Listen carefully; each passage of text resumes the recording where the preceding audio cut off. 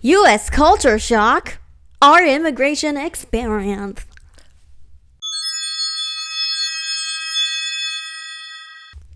That was so bad. So, you didn't ask for her opinion. But we're gonna give it to you anyways. I'm Sul. And I'm SANNA. And it's the board of the Bling Bling Broads. Yes, sir. Okay. And it's episode 5 and our board is in session. The board is in session, and today we're going to talk about our immigration experience. Yes. I don't know if many people know this, but we are foreigners. Yeah. If you couldn't tell by my accent. Well, you barely have an accent, so... Sometimes I have an accent when I'm like scrambling for words. Right. And I think sometimes I make up words. Like what? Like... No. But like... You know, because there's a point in your like foreign experience where you just have to say everything that you say confidently. Mm-hmm. So I will say wrong words very confidently sometimes. Confidence is key. Yes, sir. So this is going to be a little bit more of an unstructured episode again. Yes. So, SANNA, how long have you been living here for? 5 years. 5 years. I've been living here for, it's like, what, I'm 26 Don't look at me. now. Minus 9. 17 years. I've been in the U.S. for 17 years. Non-consecutively, but... But a long-ass time. Yeah, that's long. Yeah, I've been here a long time. You're practically American. I'm practically American, but I'm not quite American, which is the problem. So yeah, I've been here a long time, hence the absence of an accent. I'm originally from Korea. Where are you from, SANNA? I'm from Norway. Norway? Norvegia. I don't know how you... Norway. Yeah. The only Norwegian word I know is slut that you taught me. I'm gonna get in trouble for that. So you've been here for 5 years. Let's talk about when you first moved here. What was the biggest culture shock? People are so chatty, and I don't say that in a bad way. Mm-hmm. It's just like the contrast. Norwegians are very much, I keep to myself, I keep in my space, I don't want to be in your business, and that's a sign of respect, I'd say. Right. So here in the US, people are very, like, they approach you more. They will start small talk with you. But one of the things that I was struggling with was whenever I went into a store, like at the mall, they always approach you and they're like, hey, what's up? Because what's up to me means what's up. Like, you're supposed to answer it. It is a question. But I always felt like uncomfortable. I'm like, you're a stranger. I don't really feel like telling you what's up or what I'm doing. That's weird to me. Because in Norway, there's kind of this, they don't necessarily approach, they might say hi, but they might not approach you. And if they do, it's just like, hey, you need help with anything? And you're like, no. Like, it can be that subtle, like, no. And no offense taken to anyone, and you just kind of keep to yourself unless you signal that you need help. So that was a big difference for me. And like when I went back to Norway, I think people were like, what are you doing? Why are you talking to people? Why are you making conversation with the cashier? So now you've been Americanized is what you're saying? Yes. One time when I went back, I went to the store, they started speaking English to me. They thought you were a foreigner?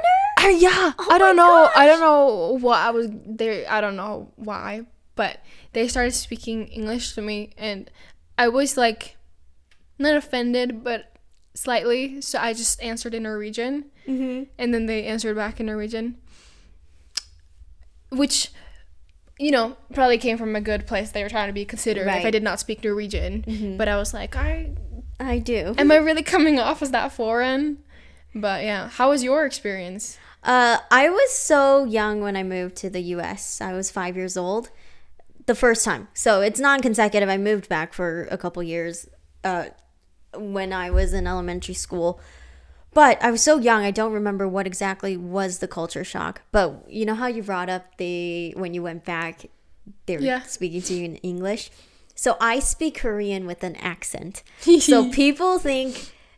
They know I'm Korean because I look Korean, but they assume yeah, they can tell I'm not really Korean. Yeah, they're like, you're So fake. yeah, and then one time I went to Subway in Korea because I went back to update my visa, and I went to a Subway to get lunch, right? And they were I thought talking you went to Subway to get your visa updated. I'm like, girl, that's the wrong location. No, I went to Subway and I had to ask the waiters to talk slower to me because I couldn't understand what they were saying. You're like, I can't keep up. I was like, oh, can you talk a little bit slower? I can't understand what you're saying because I kept on saying, what? Yeah. What? Huh? What are you saying? Huh? What? You know, that is hard. Another thing that I think is hard as a foreigner and is ordering food at like fast food places where there's like kind of an assembly line where you have to talk over the counter. Yeah. Because I have a hard time picking up on what they're saying. Like now I know what they're asking so that I can recognize the words. But when I first came here, I was like, I don't know what you're saying because you're like kind of screaming. It's loud, it's a lot of noise. I have no clue what you just asked me. And so I thought that was hard. I didn't like ordering myself because I couldn't pick up on what they were saying. Right. Yeah, like it was hard. So I think my biggest culture shock that I remembered was actually as more like a teenager. I didn't have really culture shocks until I moved to Utah, and all the Mormon related abbreviations were culture shock to me because they were saying stuff like, oh, this person is an RM, and I'm like, what is an RM? Or they would say something about a homecoming. I'm like, what? Like what? At church? What? Yeah, like they say it as if you already know it. Like, and I didn't live there, so that was probably the biggest culture shock. I've experienced more culture shocks in Utah than I have anywhere else because it's so different. Yeah, like but I feel like Utah is slightly different. Utah is slightly different, but I feel like it's very suburbia, and I didn't grow up in suburbia areas.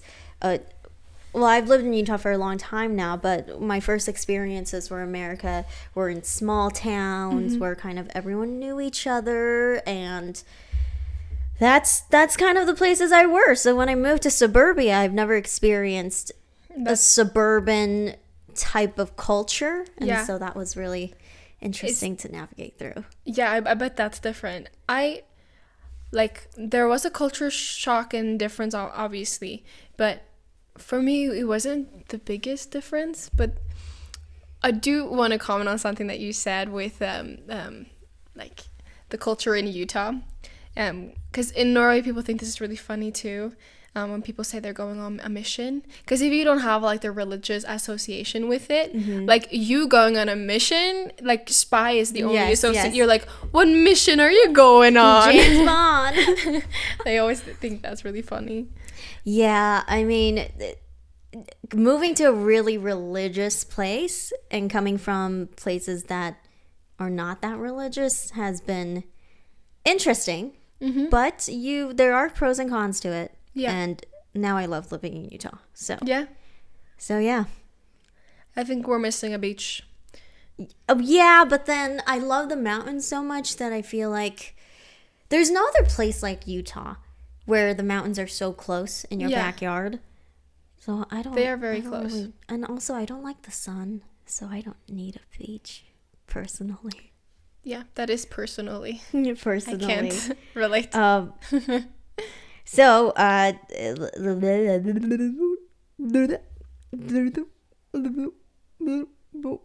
so what is something that you still kind of struggle with? English. I'm just kidding. I always use it as an excuse. Like at work, for example, I'll be like, oh, like I'm foreign, and my boss is like, no. Like, you cannot use that excuse. You've been here long enough, and you speak English. Because I will use it as an excuse in, like, a funny setting. Yeah. I'll say a snappy comment, and they'll be like, what did you just say? And I'm like, I didn't know that was offensive. I'm foreign. You and I use the same excuse, because at work, I'll be like, sorry, English is not my first language. Yeah, I'm sorry. Oops. I'm like, shut up. You know clearly that you're not. And then on the flip side, what is something that was very kind of familiar when you kind of moved here? That is a great question. They're all white. What? What did you They're all white.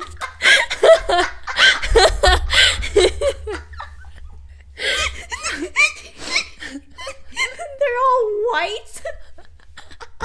What do you mean, Sanna? Is Norway full of white people? Yes. See, for me... What about... Maybe you have a better answer to that question. You know what? My shock was all the white people when I moved to Utah, though. Because I lived in New Mexico, and I lived in Hawaii before then. So everyone's super diverse in Hawaii. Most people are Polynesian. And I think we had like one white person in our whole entire school. Oh, really? And some people are mixed. So Asians weren't too common, but some people were like mixed with Asian. So it wasn't too odd. And then when I lived in New Mexico, most people are like Mexican. And there were white people, but they were like rednecks. So they weren't like suburban white like people. Different white. It's a different type of white. So when I moved to Utah, I was like, oh, wow, white people. Interesting. Yeah, there's a lot. I don't know what to say about that, but so the white people thing was not familiar to me. I think I was so young when I moved here. So for me, America is home. Yeah. But it's not truly home. And I think this is a good time that we can pause and circle back on what we mean by that. Hashtag third culture that we'll talk about. So, ad break. Are you Asian? Missing an apology? Try eating some fruit. Your Asian parents' favorite apology.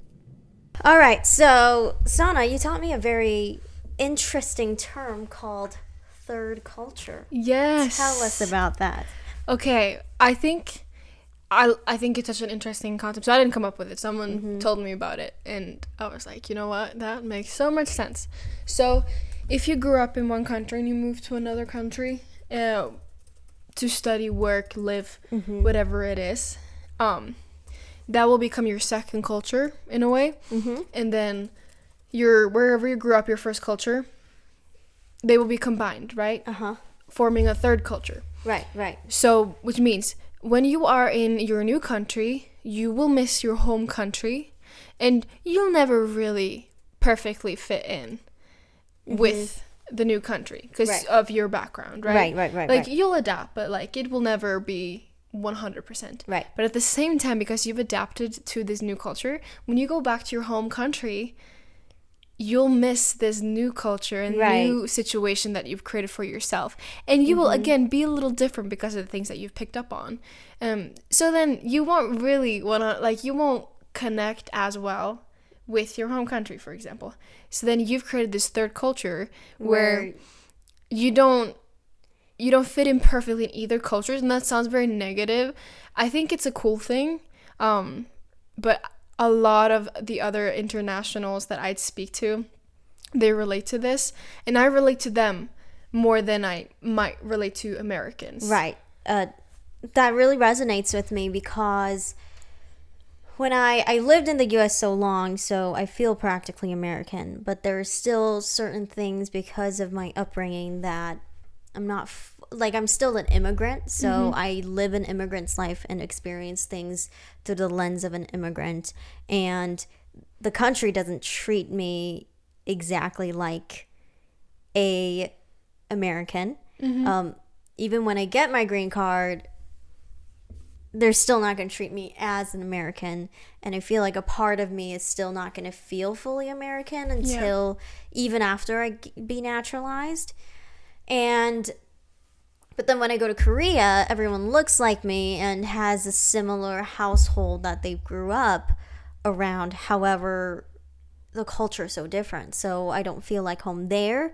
I feel like more home here, but there's a lot of things that don't feel comfortable with because I'm an immigrant, if that makes sense. Yeah, There's certain things that I just feel so restricted on because I don't have all the rights as because a true American. You're not an American. Because I'm not an American, and although I'm in the process of getting my green card, even then, after I get my green card, I still feel like I'm gonna still feel those restrictions. Yeah. No, like you'll never fully fit in. But again, I'm not saying that in a negative way. It's not a negative thing. I think it's great. I think it's super cool because that means that you can draw experiences from both backgrounds. Like, right.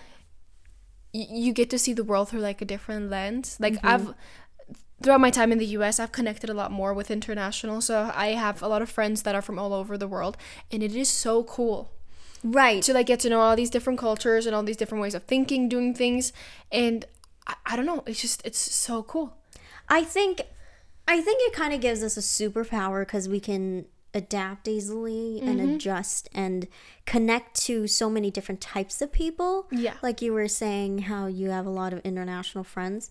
So in one way, it is superpower and it's great. But on the other way, it's like, where do I truly fit in? Yeah. So, I think if we focus too much on like, I have to find a place to fit in, then you might restrict yourself a little bit, trying to fit into this mold of, if I want to be like these people, I have to act like this. Like, yes, you want to feel welcome, but I don't think fitting in should be your goal, if that makes sense. Right. And like, if a strong sense of community is important to you, I guess the people who share a third culture identity would be your community. Yes, exactly. And that's why we're friends. That was cringe. I'm just kidding.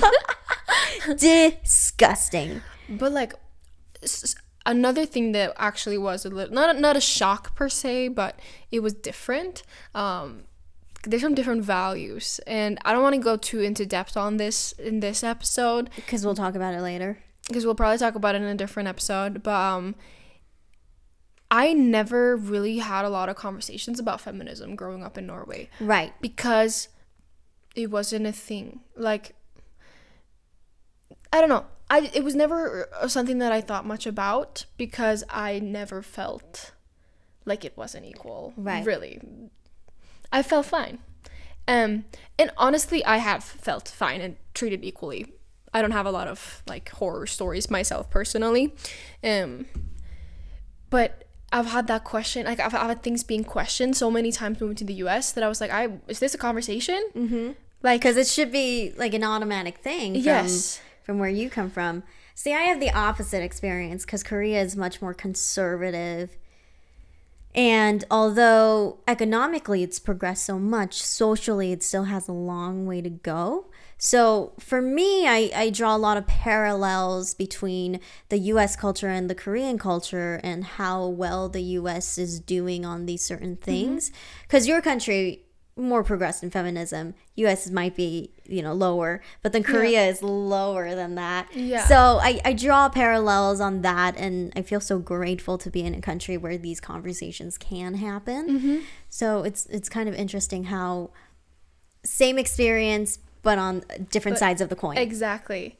Like, weird example, but like when I've gone to stores in the US, like I've had old men like have funny, not innocent but innocent comments. Like, they're more forward here. Like, that never happened in Norway. Like, so for me, I'm like, that's very strange that this old man is, and maybe that's a culture thing and not meant as like demeaning or anything, right? But like, that was a big thing. I was like, that is very weird. Like, you don't just like compliment or catcall, if you want to call it that. Right. Struggles. Sorry, I'm hungry. So, you know how when you're hungry, like just hiccups and gases come up? Yeah. That's happening right now. We love that information. Sorry. I feel like from episode 3, I gave a lot of TMI information, and here I go again. We love that. Get to know you better, So, as yes, I'm disgusting. As far as third culture goes, we still feel very connected to the identities that we've kind of brought here, right? Even though I am mostly American, I still feel very connected to my mom and how she raised me and the certain values that my culture still holds. So how would you say you go about retaining your identity while building this third culture? Oh, it's gotten so much worse. And what I mean by that is that I don't stop talking about my home country. I listen to so much Norwegian music, like more than I ever did living in Norway. It's crazy. Like, I'm like borderline obsessed with my home country, where we'll be in a normal conversation. I'm like, well, so in Norway, or this one time when I was in Europe, like I become that person. And it's gotten so much worse the more I live here, because, things that were normal, my daily life becomes memories that I just want to share because it was a good experience, right? So I love that, but I also hate it because I am that person. One time when I was in Norway, and it's always a story. I always have a story. I think that's great, though. So I think that's very lovely that you continue to talk about your culture as you're existing and navigating through your own third culture, because then the memories of your culture become more precious to you in some way. It does. Well, and there's not a lot of Norwegians here, so I don't have a lot of people to share it with either. So like I envy, but I'm happy for, like, I have a lot of friends from like Brazil or Mexico, and they tend to hang out together, and they share that same background, the same language, the same stories, and like I'd love to have a Norwegian community for that, right? Because it's really nice when you can have people, like, I talk to my family, obviously, right? But you talk to your family? Yes, we have communication. Wow, that's crazy. Yes, I know. What is this, 1954? No, it is 2024, and we have telephones. Ooh. That are digital. Hashtag globalization.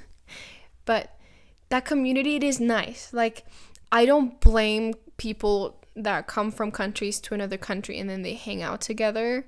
I think that's great. Because I would do the same thing. Like, just to have someone that shares that background that no one else will get. Like, I won't get your Korean upbringing, like, or your Korean culture. Like, I can try to understand and learn about it, right? But it's not until you are with someone who's also from that culture and background that you can really, really, like, feel that connection.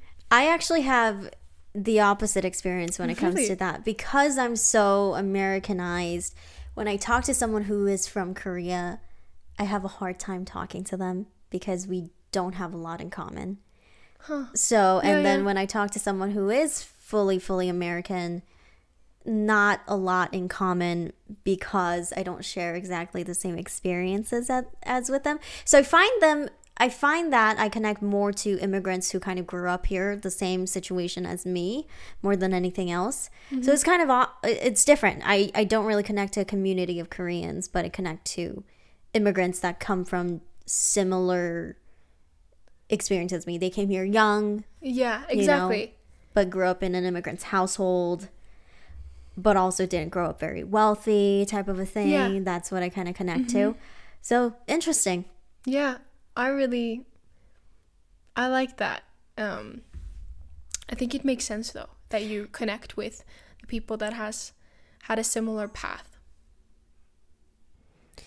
Are you a racist and can't understand other cultures? Try cultural differences. Something you can complain about. So, cut out again. Yeah. But perfect time for an ad break. Right. So we're back. We just want to kind of recap on, the U.S. and what we kind of look forward to. So what do you look most forward to when building a life here? This sounds super cliche, but like the opportunities. Oh my God, me too. Like, I think that there's no limitations to what you can do if you just put in the effort and work. And I love that about the US. Like I know that in general in the US they're known for their opportunities, but like the mindset's very different. People have a lot of ambition. I like that about the US. Like everyone has like this business they want to do, and everyone has this, they want to do the networking, they want to work for this business. Like people want to accomplish a lot of things. And I'm not saying that Norwegians aren't ambitious, but Norwegians are very content in their space. Like people live very similar lives, and everyone are very happy with that, which is amazing. But I've always felt like a very ambitious person. I have a lot of dreams, goals, like visions of what I want to do, and I just feel like I connect with people here better in that area. So Korea is kind of the opposite. Korea, everyone is ambitious, and everyone is expected to be ambitious. And they kind of look down on blue collar workers, which I don't love. But it is the opportunities here in the US. Like if you want to become the state's best plumber, you can go ahead and build a plumber business and become the best plumber. If you want to become a CEO of your own company, you can build your own company. I guess the plumber thing is the same thing if you're a CEO. Just the opportunities, the competition, the ability to do anything that you want and make a living out of it. Because in Korea, everyone is ambitious, but everyone is restricted to a certain expectation. So individuality and creativity is quite stunted because you're expected to live this certain life, you're expected to do this certain thing, and that's all you have. And you from a young age, study is all you do. And getting a good job at a corporate gig is all you have to look forward to. Yeah. But in America, if you want to become an artist and that's your goal, you can do that. Like there's a lot of ups and downs with it, of course, you know. I feel like if you're going to be extreme, like there's kind of a do or die mindset too. Like if you want to have a comfortable life, if you want to have the freedom to choose what you want to do with your time, you have to put in the work, right? There's not really a backup. There's nothing for you to fall into. Like there's systems ish that take care of you, but you know, like people are stressed about paying for their healthcare bills and paying for this and that because it's not a given that you have it. So your only option is really to work, and that again has its ups and downs. There's good things and bad things to it, but I think it can create a very ambitious people. In Norway, everyone has what they need, and if you don't have what you need, there is a system that will take care of you. What you need. Like all of the basic necessities are right there for you, which is good, right? But there's no incentive for you to go above and beyond to create this amazing lifestyle because you already have it. I definitely think the US definitely does create ambitious people, but I think it's great that it creates space for people to just be content with their lives as well. Like you don't have to become a millionaire. No. You know, that doesn't have to be your dream. If you just want enough to feed your family and just be happy, that is okay. Well, amazing if that's what makes you happy. Like whatever it is that makes you happy, you can pursue as long as you're willing to put in the work that'll achieve what you want to achieve. That's the American dream, right? To be able to pursue whatever you want to pursue. Yeah. One of the things I love about living in Utah is that it's very friendly to small businesses and people who want to start things up. So there's a lot of opportunities here in Utah that I do feel very fortunate to kind of be around. But yeah, the opportunities, I guess, we're the most excited for. Yes. But before we kind of recap, last thing, what do you miss most about your home country? It's interesting how this because I've heard this question asked to me before, and the answer has changed over the years. What was it and what is it now? Well, so in the beginning it was like, oh, I miss this food, I miss this the nights out, I miss the weather. I know that sounds weird, but I miss Norwegian weather, blah blah. But now it really all boils down to I miss my family. I miss the people. Because you know, you can when you moved around a little bit, like, you can always make home wherever you are. I feel like I have the ability to make home wherever I am. So the only thing I really, really miss is my family. Everything else I can replicate, or they're just beautiful memories. Right. But you know, like, I miss the fresh Norwegian air. It's different. Norway smells different. It's so fresh. Like, when you fly in the summer, it's just green everywhere. And What do you mean? Are you talking about that our sky is polluted? Is that what you're trying to say? The U.S. sky is polluted, Sanna? I'm not sure if you know, Saul, but Utah is not known for their air quality. What do you mean? I don't know what you're talking about. Fake news, Sanna. Fake news. But, and like, nature, I miss the nature. It's beautiful. I miss Norwegian water. I'm not saying that it is bad, but I miss Norwegian water. I miss Norwegian food. They're not known for their food, but I mean, like, just like basic regular food. Yeah. It just makes me feel good. It's your home food. It's the food Yeah. you ate. And I feel like y'all have better quality when it comes to food. I mean, you talked about how there's so many restrictions on how you can store food. And so there's not a lot of pesticides or preservatives in your foods. And that's why it's so much better. Like, you will not find M&Ms in Norway, because the coloring that they use is not allowed, because it's not good for you. And that could honestly be a whole other podcast. But yes, food. What about you? My family lives here, so for me, because my family's here, where my family is home, so I very much so connect to that. So I don't necessarily miss much in Korea other than the food. And public transit is really good out there. Oh, yes, in Norway too. Public transit and food I miss the most. Realistically, I've only spent 9 years of my young youth there, so most things I don't remember. But the food. I miss the food. But I love it here in America. America is home. Utah is home. Utah is where my family is. So, like, they're both great places, and I have good memories in both.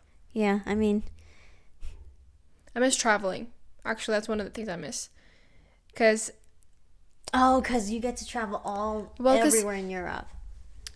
This can be argued. I've heard people say different things about it, but I feel like in Europe you can go to another country and it's just completely different. Different culture, different people. And I just don't get that same experience. I know states are different. I know they're not all the same. Yeah. I was debating this with a friend the other day. Yeah. Because we were talking about how in Europe you travel just a little bit and it's completely different culture and completely different people. And he was trying to say how in America that's the same way because each state is so different. I was like, but generally America has an American culture, and throughout the whole 50 states they have an American culture. So essentially everyone's kind of tied in that way. There's some differences, regional differences, but other countries have that too. It's not like it's a different country when you're going to a different state. Yes. Well, and I think language plays a big part in this. Yeah. Oh, yeah. Because, like, countries in Europe, they're all, most of them all speak different languages. Like, they only have their own history that goes far, far back. And it's just different.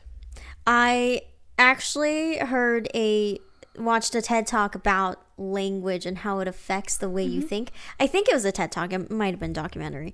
But it was saying how different languages, because of the way it's spoken or because of the implications that they have in each different words, it affects how analytical you are, how how poetic you are. Yeah. It was very interesting. Go look it up. I don't remember what it is, but go look it up. Yeah. I think this is a great spot to kind of pause and just come back to our recap. Yes. And I'd say, successful episode for my immigration. Wow.